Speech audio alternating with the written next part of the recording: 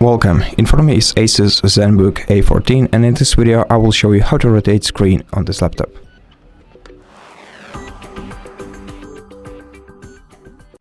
To do this, open the Start menu, then go to Settings. In Settings, select System section on the left side of the window, then go to Display, and then scroll down to Display Orientation section, expand the list next to it, and select the option that you like the most. For example, let's select Portrait, and this will turn the screen to the left by 90 degrees, and now you'll have 15 seconds to either keep changes or revert them by clicking the respective options. Now if you don't choose anything, the changes will be reverted. So now if you want to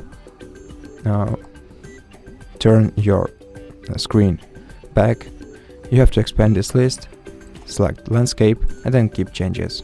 And that's basically it. Thank you for watching this video. If you liked it, consider subscribing to our channel, leave us a like and a comment below, and I'll see you in the next one.